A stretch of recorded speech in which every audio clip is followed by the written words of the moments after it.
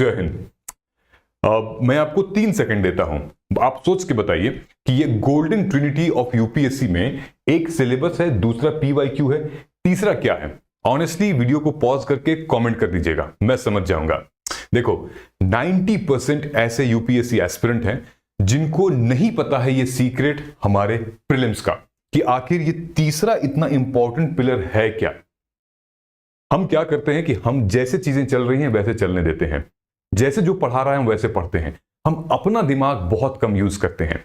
इस पूरे के पूरे प्रिपरेशन में अगर हम अपना दिमाग, अपनी एनालिसिस और अपना पैटर्न को एनालाइज नहीं करेंगे तो फिर यूपीएससी क्या चाह रही है हम उसको भी नहीं पकड़ पाएंगे, डिमांड को नहीं समझ पाएंगे, यूपीएससी के माइंडसेट को नहीं समझ पाएंगे। मैं डिटेल में आपको बताऊंगा कि आखिर ये इतना इंपॉर्टेंट पिलर है कि अगर ये 3 चीज आपको समझ में आ जाती है then you will understand the golden trinity of UPSC. आपको बताता हूं, ये देखो। इससे पहले कि हम लोग आगे बढ़ें, चैनल को एक बार सब्सक्राइब कर लीजिएगा, लाइक और शेयर भी कर दीजिएगा। इन केस वीडियो को अगर एंड तक आप देखते हैं तो आपको बहुत कुछ चीजें पता चल पाएंगी, एटलीस्ट ये तो पता चल ही जाएगा कि ये थर्ड पिलर कौन सा है। इंपॉर्टेंट क्या है पता है? ये पिलर सबसे ज्यादा इंपॉर्टेंट तो ये है इसका एपिसेंटर। अगर मैं इसके बारे में बता दूंगा फिर भी ये डाउट रह जाएगा कि इन तीनों को जानने से क्या होगा। ये है एपिसेंटर, अगर आपने इसको समझ लिया तो फिर आपने बुलजाई कर लिया, मछली की आंख को मार दिया, मतलब आपने यूपीएससी की नब्ज पकड़ ली है। ठीक है, सबसे पहले बहुत से एस्पिरेंट तो सिलेबस को ही नहीं समझ पाते हैं, सिलेबस देखते ही नहीं है। जब मेरे गाइडेंस प्रोग्राम में मैं बच्चों से पूछता हूं चलो बताओ जरा जीएस पेपर 3 में कौन कौन से सब्जेक्ट हैं, ब्लैंक, पता ही नहीं चलता। मैं पूछता हूं चलो बताओ कि मेंस का पैटर्न क्या है, कितने सब्जेक्ट हैं, कितने मार्क्स के हैं, हर पेपर में कितने मार्क्स, हर क्वेश्चन के कितने मार्क्स, कितने वर्ड लिमिट होती है, ब्लैंक, नहीं पता होता है। क्योंकि हम जानने की कोशिश ही नहीं करते हैं, हम जानने की कोशिश नहीं करते हैं कि पॉलिटी में क्या है। चलो तुमने यूपीएससी सिलेबस तो जान लिया, तुमने पीवाईक्यू एनालिसिस तुमने की ही नहीं है, तुमने बस सॉल्व किया है, ऊपर ऊपर से देख लिया है, अच्छा ठीक है ये आया है, मजे। कभी हमने उसको एक टेक्निकल पर्सपेक्टिव से, एनालिटिकल पर्सपेक्टिव से, रिसर्च के पर्सपेक्टिव से कभी देखा ही नहीं है ना। कोई बात नहीं, हम लोग हैं उसके लिए, हम करके दे देंगे आपको। लेकिन मुद्दा यही है, आप अगर करेंगे ना तो वो आपके अंदर से आएगा, मतलब that will be your own baby. आपको जो इंसाइट मिलेगी, इसीलिए 100 में से 99 टॉपर कहता ही कहता है बेटा पीवाईक्यू। चलो ठीक है, मान लो तुमने दोनों कर लिया, अगर तुमने ये नहीं किया है तो ब्लंडर है। चलो आगे देखते हैं, ये क्या है? ये है हमारा, मान लीजिए ये हमारा सिलेबस है, आपने देख लिया। पॉलिटी का सिलेबस जो यूपीएससी प्रीलिम्स में है वो बस इतना ही है, Indian polity, governance, constitution, political system, Panchayati Raj, public policy and rights.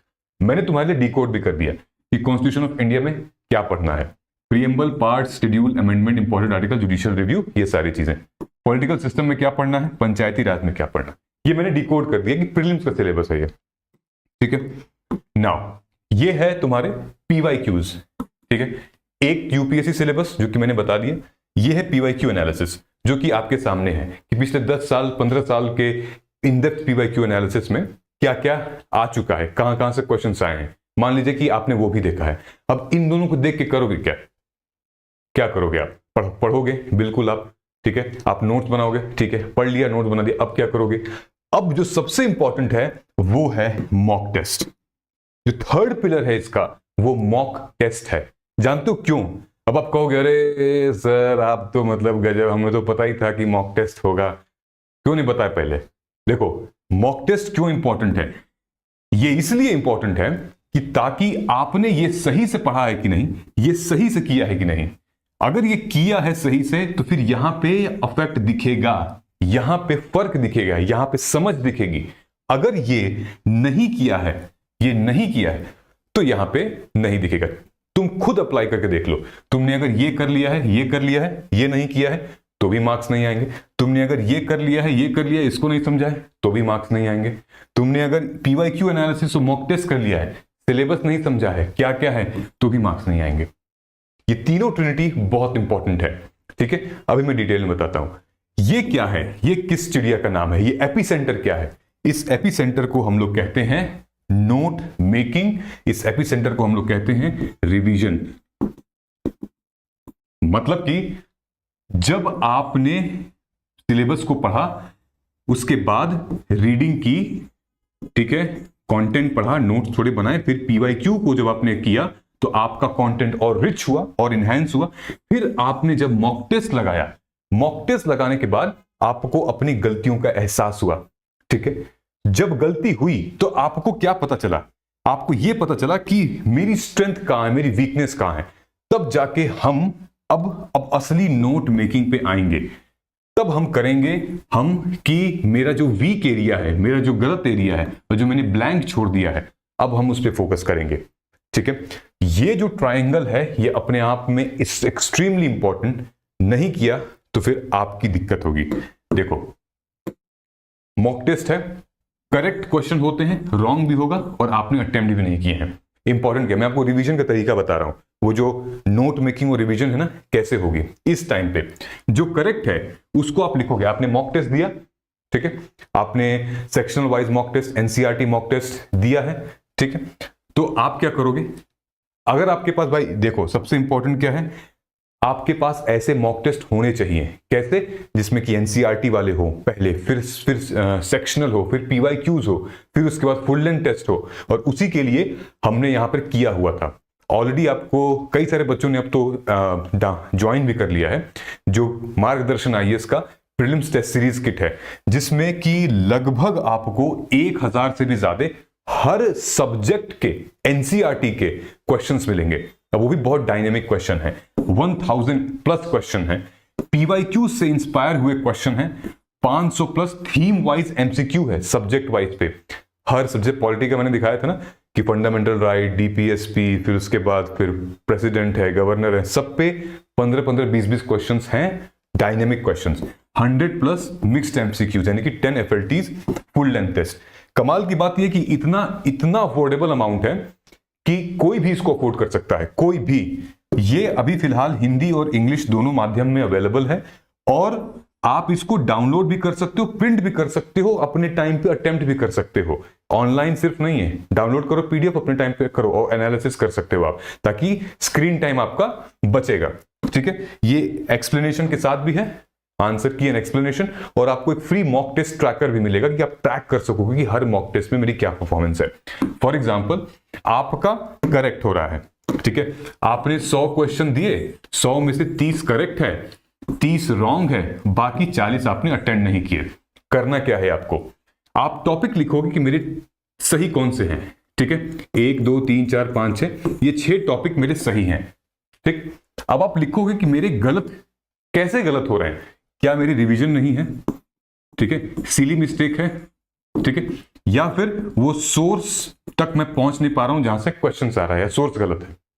Do not attempt, सबसे बड़ा रीजन यही हो सकता है कि एक तो कंफ्यूजन, या फिर आपने मतलब क्वेश्चन देखा ही नहीं है, कि आपके सोर्स में नहीं है, ये क्वेश्चन आपने एकदम देखा नहीं कहां से आया है। ठीक है, अब करना क्या है, इसके भी लगभग 10 टॉपिक हो गए, इसके भी लगभग 10 टॉपिक हो गए। ठीक है, अब रिवीजन हमें करना कैसे? मॉक टेस्ट लगा के। ध्यान से देखो, ये जो टॉपिक्स हैं इनको रिवीजन करने की जरूरत नहीं है, इनको हम बाद में भी कर सकते हैं, क्योंकि अब इन पे कमांड हो चुकी है आपकी। ठीक है, 90% करेक्ट में वही होगा जो आपको पता है, एक आध दो तुक्के से भी हो जाता है। ठीक है, रॉन्ग और डू नॉट अटेम्प्ट जो है, इन पे फोकस करना है। जब आप रिवीजन करेंगे टेस्ट देने के बाद, तो फिर इन पे ज्यादा फोकस करेंगे कि यार आखिर वो कौन सा एरिया रह गया है कि जो मुझसे गलत हो जा रहा है, वो कौन सा एरिया रह गया जो कि वो टॉपिक ही मेरे को याद नहीं रह रहा है। अच्छा, जब मैं बच्चों से पूछता हूं कि बताओ किस सब्जेक्ट में वीक हो, किस टॉपिक में वीक हो, बच्चे ये कहते हैं sir modern history, sir economy जो है वो टफ है। हम कह रहे हैं यार थोड़ा और अंदर जाओ। अंदर जाने का मतलब ये है कि मान लीजिए कि इकोनॉमी में इन्फ्लेशन के ऊपर जो क्वेश्चन आया था, वो भी इन्फ्लेशन का कौन सा, let's say cost push inflation, demand pull, RBI से रिलेटेड, मॉनेटरी पॉलिसी के जो मॉनेटरी पॉलिसी टूल्स है उससे रिलेटेड, आपको नीश जाना पड़ेगा।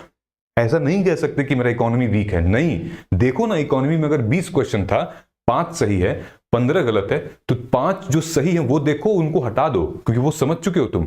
जो तुम्हारे 15 गलत हो रहे हैं, टॉपिक को उठाओ, लिटरली उठाओ, उसके थीम उठाओ, उसकी माइक्रो थीम, उसके टॉपिक को उठाओ, नेचर ऑफ क्वेश्चन को उठाओ और देखो कहां गलत हो रहा है। ऐसे हवा में मत कह दो कि मेरा तो वो मॉनेटरी पॉलिसी, अरे मॉनेटरी पॉलिसी बहुत बड़ा है, टैक्सेशन बहुत बड़ा है, बजट बहुत बड़ा है, देखो तो सही किसमें हो रहा है, किस अंदर जाओ, फिजिकल डेफिसिट नहीं समझ में आ रहा है कि तुम्हें रेवेन्यू रिसिप्ट नहीं समझ में आ रहा है, क्या है? सेम डिड नॉट अटेम्प्ट, क्यों नहीं समझ में आ रहा है? अटेम्प्ट नहीं किया है, कौन सा टॉपिक है? लिखो लिखो, यहां पे आर्ट एंड कल्चर का था, कौन सा टॉपिक था? Art and culture. Jainism, Buddhism में कौन सा था? बुद्धिज्म, पूरा बुद्धिज्म नहीं समझ में आ रहा है, या फिर आपको बुद्धिज्म में स्कॉलर, उनके टेक्स्ट, उनकी फिलॉसफी, उनके सेक्ट्स क्या नहीं समझ में आ रहा है? जब तक तुम डिटेल में नहीं लिखोगे तब तक मेरे दोस्त ये जो गोल्डन ट्रिनिटी के बारे में हमने बात की है ना, यहां तक नहीं पहुंचोगे। और असली इसको करने का मतलब यही है, यहां तक पहुंचना। यहीं तक पहुंच के जब नोट मेकिंग होगी तभी रिवीजन होगा, तब जाके आप बुलजाई मारेंगे, तब जाके आप मछली की आंखें मारेंगे, then you will hit the ball. समझ में आ रही है बात? इस तरीके से हम कर सकते हैं। और अगर आप यहां तक पहुंच चुके हैं तो आप लिख दीजिएगा कि जय हिंद, हम जीतेंगे। मुझे पता चल जाएगा कि आपने वीडियो को यहां तक देखी हुई है।